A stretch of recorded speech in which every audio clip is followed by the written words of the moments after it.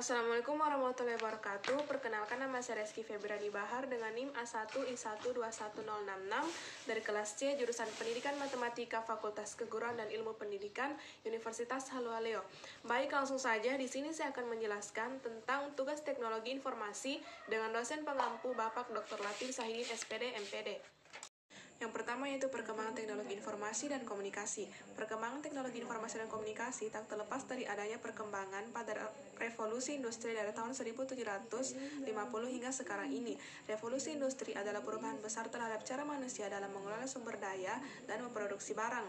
Revolusi industri ini memiliki 4 tahapan perubahan, dimulai dari revolusi 1.0 pada tahun 1750 hingga revolusi industri 4.0 yang saat ini sedang kita alami. Mari kita bahas satu persatu tentang tahapan perubahan revolusi industri ini. Yang pertama yaitu revolusi 1.0. Revolusi industri ini terjadi pada abad ke-18 di mana sumber tenaga utama dalam melakukan proses produksi masih mengandalkan tenaga tradisional seperti tenaga manusia, hewan, air, dan angin.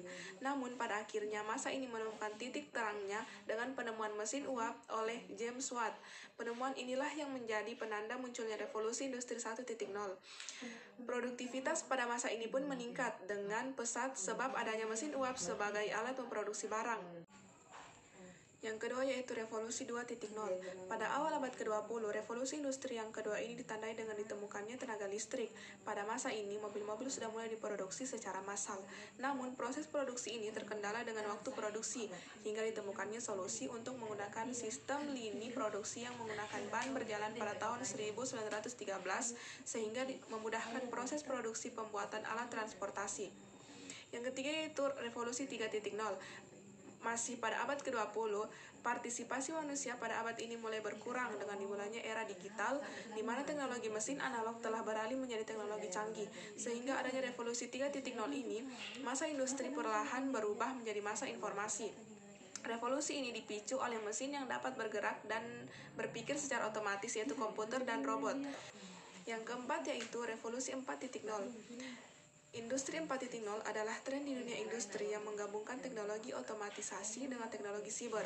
Pada industri 4.0 ini, teknologi manufaktur sudah masuk pada tren otomatisasi dan pertukaran data yang mencakup sistem siber fisik, Internet of Things, cloud computing, dan cognitive computing.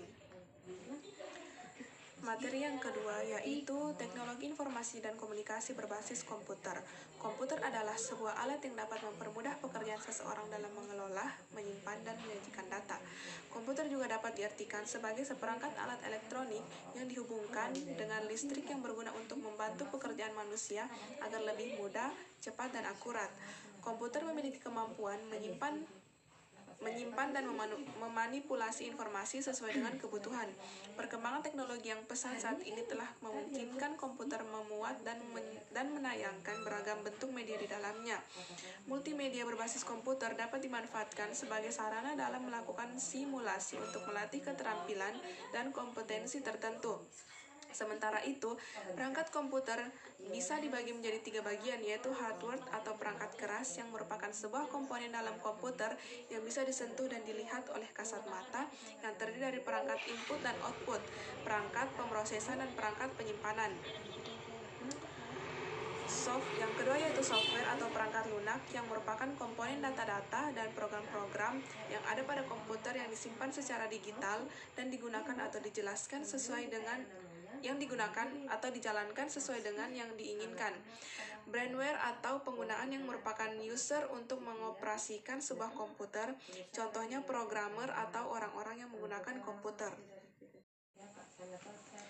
Materi yang ketiga yaitu pemanfaatan internet. Dalam dunia pendidikan, perkembangan teknologi internet yang pesat memiliki dampak yang luar biasa positif di berbagai aspek kehidupan, termasuk juga di dalam dunia pendidikan.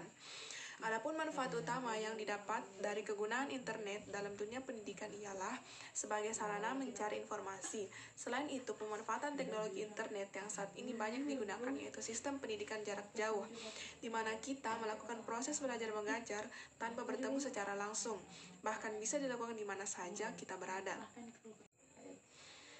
Materi yang keempat yaitu Learning Management System atau yang sering disingkat dengan LMS. Learning Management System atau biasa disingkat LMS adalah suatu kerangka yang menangani semua aspek dari proses pembelajaran. LMS adalah infrastruktur yang memberikan dan mengelola konten pembelajaran, mengidentifikasi dan menilai tujuan pembelajaran, melacak segala kemajuan dalam mencapai tujuan pembelajaran, serta mengumpulkan dan menyajikan data untuk mengawasi proses belajar secara keseluruhan. Salah satu contoh LMS yaitu LMS berbasis Moodle. Moodle atau singkatan dari Modular Object Oriented Dynamic Learning Environment adalah sebuah platform yang digunakan untuk menunjang sistem manajemen pembelajaran secara online dan menggunakan perangkat komputer. Di mana dalam Moodle ini terdapat berbagai fitur sebagai dashboard, file management, progress tracking, multimedia integration, peer assessment, dan inline feedback. LMS berbasis Moodle ini memungkinkan siswa atau mahasiswa untuk masuk ke dalam ruang kelas digital untuk mengakses pembelajaran yang diberikan oleh pengajar, baik itu berupa materi, kuis, dan lain hal sebagainya. Materi yang kelima yaitu web browser. Web browser adalah software yang fungsinya menampilkan dan melakukan interaksi dengan dokumen yang disediakan server web. Web browser ini berfungsi untuk membuka laman website, mendukung permintaan data, memastikan keamanan web, menyimpulkan data, dan mendukung penggunaan mesin pencari. Adapun macam-macam web browser yaitu Mozilla Firefox, Google Chrome, Internet Explorer, Opera, Vlog, Netscape Navigator, Safari, Maxton Web Browser, dan Avant Browser. Mungkin cukup sekian materi yang dapat saya bawakan. Lebih dan kurangnya mohon dimaafkan karena saya hanyalah manusia biasa. Wabillahi taufiq wal hidayah. Wassalamualaikum warahmatullahi wabarakatuh.